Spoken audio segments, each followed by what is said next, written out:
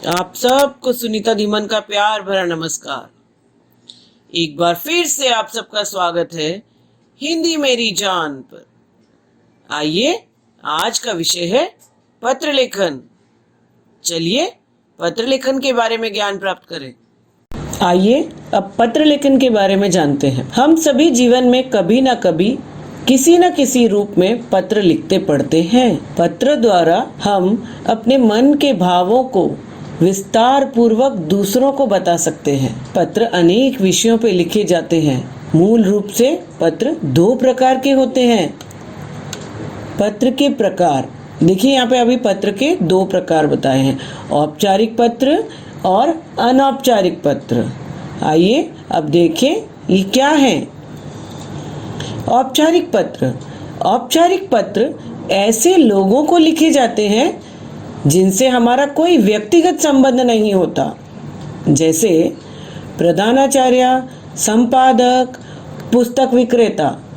तो याद आया, कभी आपने अपने टीचर को स्कूल में पत्र लिखा होगा जब आपने छुट्टी ली होगी, या आपका गृह कार्य नहीं हुआ होगा, या पुस्तक विक्रेता को लिखा होगा कि मुझे पुस्तकें नहीं मिल रही हैं, कृपया आप मेरे लिए पुस्तकें भिजवा दें।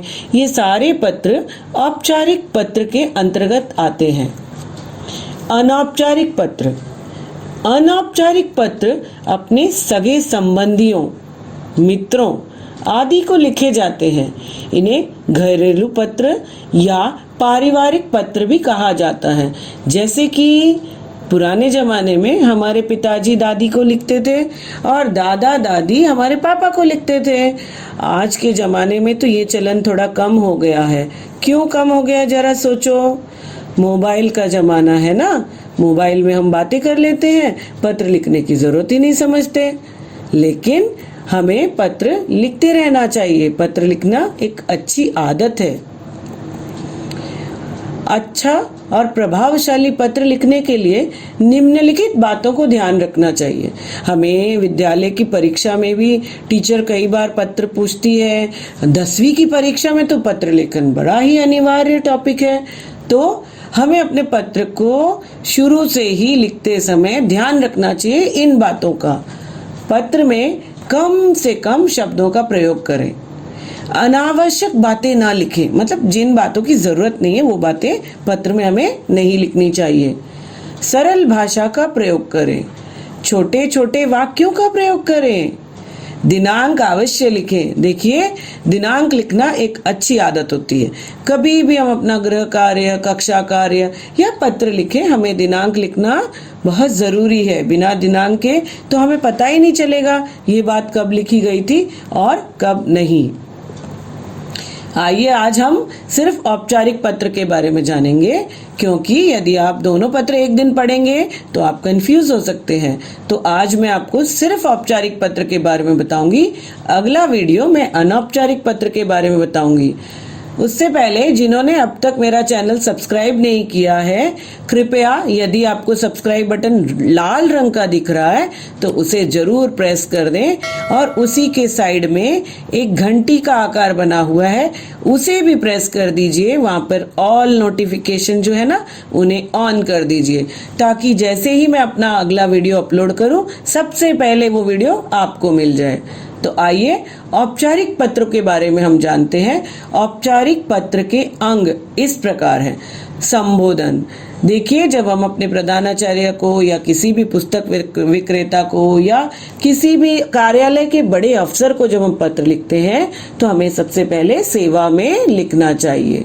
उसके बाद क्या होता है, उस ओहदे के, उस व्यक्ति के बारे में, उस व्यक्ति का जो ओहदा होता है, जो उसकी पोस्ट होती है, उसके बारे में। यदि मुझे पता है कि उस कार्यालय के व्यक्ति का नाम संदीप है तो मुझे वहाँ संदीप महोदय नहीं लिखना है, उनका ओहदा, उनकी पोस्ट लिखनी चाहिए। तो आज हम एग्जाम्पल के तौर पर विद्यालय के पत्र को देखेंगे। तो सबसे पहले यहाँ पर क्या लिखा है, प्रधानाचार्य महोदय। तो जिसे पत्र लिखा जा रहा है उसके पद का नाम लिखा गया है। जिसे लिखा जा रहा है उसके कार्यालय या स्कूल का पता, कार्यालय यानी यदि हमें पानी की कमी के कारण पत्र लिखने जा रहे हैं हम, तो हमें वह पत्र जल अधिकारी को लिखना चाहिए। तो उनके कार्यालय का पता हमें लिखना है। या हम अपने प्रधानाचार्य जी को लिख रहे हैं तो हम अपने स्कूल का एड्रेस लिखेंगे। जो भी आपके स्कूल का पता हो आप यहाँ पर वही एड्रेस लिखेंगे। नंबर 4, पत्र लिखने का कारण। देखिए, बड़े अधिकारी महोदया जी सब बड़े व्यस्त लोग हैं, वो आपका पूरा पत्र पढ़ेंगे, तो उससे ही पहले अगर उन्हें हम जरा सा विषय बता दें कि हमने पत्र क्यों लिखा है, तो ये हमारी समस्या सुलझ जाएगी। तो विषय लिखना बहुत ज़रूरी है, एकदम अत्यंत ज़रूरी है। तो विषय बड़ा ही शॉर्ट, स्वीट, सुंदर सा लिखना चाहिए। विषय है बुक फेयर के आयोजन के लिए, यानी किताब का जो मेला होता है ना, किताब बिक्री का मेला, उसके आयोजन के लिए ये पत्र लिखा जा रहा है। संबोधन, कार्यालय अधिकारी को भी हम महोदया लिखेंगे। अपनी टीचर को यदि हम पत्र लिख रहे हैं तो आदरणीय शिक्षिका लिखेंगे, लेकिन हम यहाँ पर किसको पत्र लिख रहे हैं? महोदया को, तो हम प्रधानाचार्य महोदय लिखेंगे। तो नीचे हमने जब संबोधन करना है तो महोदय या फिर महोदया लिखेंगे, क्योंकि महोदय जो है वो पुल्लिंग शब्द है और महोदया जो है वो स्त्रीलिंग शब्द है। पत्र की विषय सामग्री। अब हमें ये देखना है कि मुझे पत्र में लिखना क्या है। हाँ, तो यदि आपने छुट्टी ली है तो आप यहाँ लिखेंगे सविनय निवेदन है कि मैं कुछ दिनों से बीमार हूँ, मुझे इतनी तारीख से इतनी तारीख तक की छुट्टी चाहिए, कृपया मुझे छुट्टी देने की कृपया करें। और क्या लिखेंगे? जब मैं लौटूंगा मैं अपना पूरा गृह कार्य कर लूँगा और अपना सारा काम अच्छे से कर लूँगा। फिर उसके बाद हमें उन्हें क्या करना है? हमें उन्हें धन्यवाद देना है। ठीक है। विषय की समाप्ति पर आभार स्वरूप एक शब्द लिखा जाता है, उसे हम क्या कहते हैं? धन्यवाद। फिर 8वां नंबर पे क्या है? पत्र लिखने वाले का नाम। आप अपना नाम लिखेंगे, लेकिन आप उससे पहले क्या लिखेंगे? अंग्रेजी में लिखते हैं योर सिंसियरली, है ना? तो यहाँ पर क्या लिखेंगे? आपका आज्ञाकारी। अगर आप बड़ी कक्षा में पढ़ते हैं तो आप वहाँ पर अपना नाम नहीं लिखेंगे, आप लिखेंगे क ख ग ऐसे। हाँ, लेकिन यहाँ पर 5वीं कक्षा में हैं आप, तो आप अपना नाम लिख सकते हैं, लेकिन फिर भी अधिकतर अगर आप अपना नाम अ ब क लिखें तो अच्छा रहेगा। पत्र लिखने वाले की कक्षा या पता लिखा जाता है। तो आप कौन सी कक्षा में पढ़ते हैं? यदि आप 5वीं में पढ़ते हैं तो 5वीं अ, यदि आप 7वीं में पढ़ते हैं तो 7वीं अ, तो आपको अपनी कक्षा लिखनी है। और एक चीज हम इसके सामने लिख सकते हैं, ब्रैकेट में हमें क्या लिखना है? अपना अनुक्रमांक यानी रोल नंबर। आपके लिए अच्छा रहेगा यदि आप रोल नंबर लिख लेंगे। तो जिस दिन पत्र लिखा है उस दिन की तिथि भी लिखना आवश्यक है। अंत में यहाँ पे हमने लिखा है 30 जनवरी 2013, परंतु आपको जिस दिन आप पत्र लिख रहे हो उस दिन की तारीख लिखनी बहुत जरूरी है। आइए अब हम एक पत्र लिखने का उदाहरण भी देख लें ताकि कभी भी आपको मुश्किल ना हो। तो 4 दिन का अवकाश मांगते हुए मुख्य अध्यापिका जी को पत्र लिखिए।